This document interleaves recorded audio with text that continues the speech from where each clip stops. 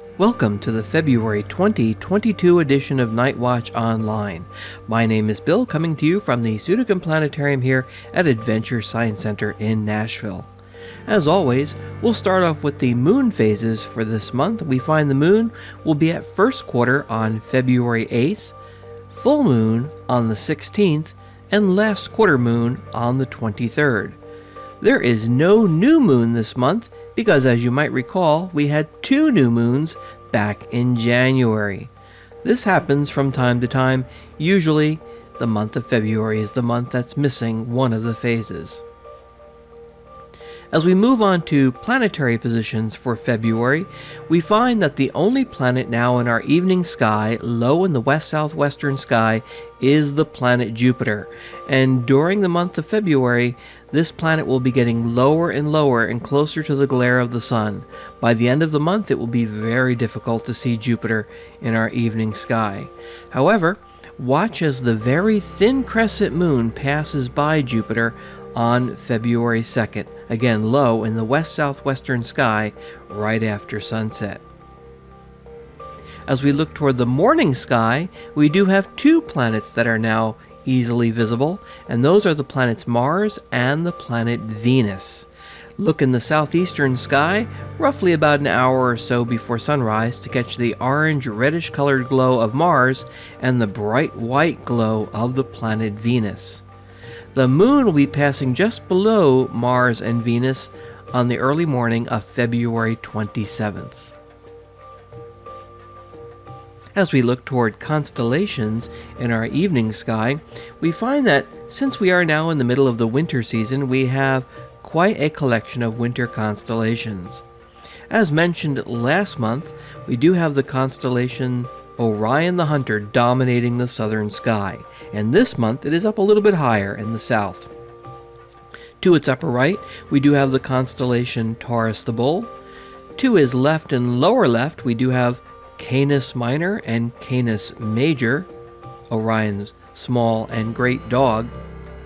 To the upper left of Orion, we do have the Gemini twins, and right above Orion's head we have Auriga, the charioteer. Now this month we'll focus in a little bit more on the constellation Orion, because if you happen to have a pair of binoculars or a telescope, there's something rather beautiful to see within the confines of the constellation Orion. As we zoom in on the constellation Orion, we notice that just below the 3 famous stars in Orion's belt, there seems to be a fuzzy smudge of light. If you go outside and look at the constellation Orion, you may notice this fuzzy smudge of light. But as you take a closer look at it through a pair of binoculars or a telescope, you will find one of the most beautiful star clouds you will ever see in the sky. And again, you can easily see it in a pair of binoculars or any size telescope. This is the Orion Nebula. Now, some catalog designations for this same beautiful star cloud is M42 or NGC 1976. But they're all referring to the same beautiful star cloud in space, where literally hundreds of stars are being born and their bright light is illuminating the gas cloud from within. Dozens of these stars have newly forming solar systems around them. Just imagine how many planets there could possibly be. Pictures of the Orion Nebula taken by cameras, which are more sensitive to the reddish part of the spectrum, lead us to believe that it should appear that way when we look through a pair of binoculars or a telescope. But our eyes are more in tune to the blue and green part of the spectrum, so when we look at it through binoculars or a telescope, the Orion Nebula usually appears more of a grayish color because of its dimness, or if there's any color, it usually looks bluish or greenish to our eyes. Even though we are in the middle of the winter season, we can now see the king of the spring season rising up over in the east, reminding us that spring is right around the corner, coming next month.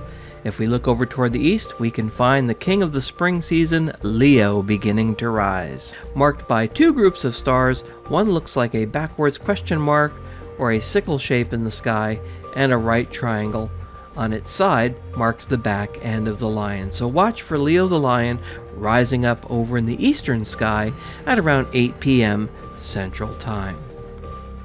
Now, if you can't remember everything I've mentioned in this online edition of Nightwatch, you can grab a copy of our current star chart on our website at adventuresci.org/starcharts.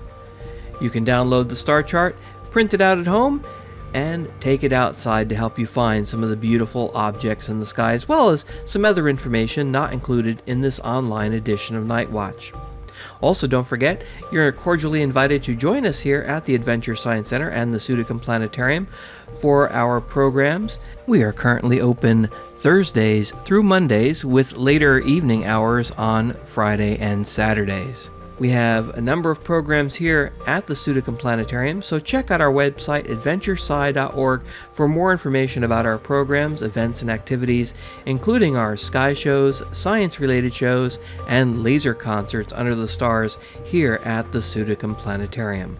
Once again, the website is adventuresci.org. From all of us here at the Adventure Science Center and us here at the Pseudocom Planetarium, my name is Bill, and I thank you for listening and watching this online edition of Nightwatch. We hope you can join us here at the Pseudocom Planetarium for our sky shows under the stars. Have clear skies.